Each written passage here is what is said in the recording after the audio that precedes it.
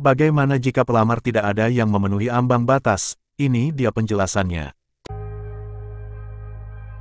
Berdasarkan keputusan Menteri Pendayagunaan Aparatur Negara dan Reformasi Birokrasi Republik Indonesia, Nomor 971 Tahun 2022, tentang nilai ambang batas seleksi kompetensi pengadaan pegawai pemerintah dengan perjanjian kerja untuk jabatan fungsional tahun anggaran 2022.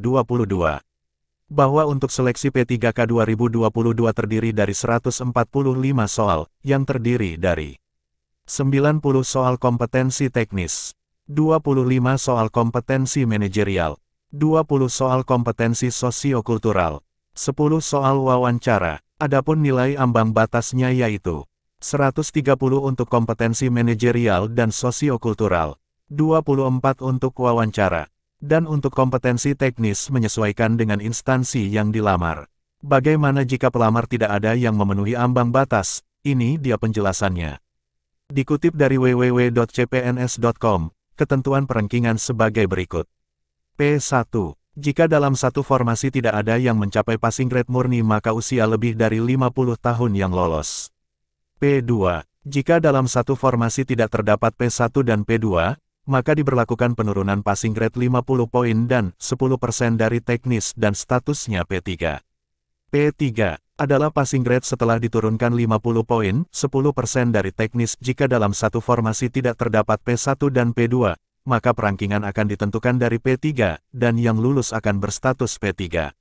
Contoh kasus, dalam satu formasi terdapat 3 pelamar dengan nilai ambang batas, passing grade 260, setelah melaksanakan tes didapati, 1. Si C usia lebih dari 50 tahun tapi tidak mencapai passing grade. Dengan nilai teknis, 215. 2. Si A usia di bawah usia 35 tahun non-afirmasi, tapi mencapai passing grade murni. P1, dengan nilai teknis, 270. 3. Si B usia di bawah usia 35 tahun non-afirmasi, tidak mencapai passing grade karena nilai teknisnya, 220.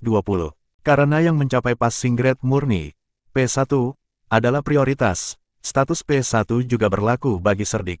Jika dalam formasi tersebut tidak terpenuhi oleh P1, P2, P3 maka formasi TSB akan tetap ada untuk tahap 3.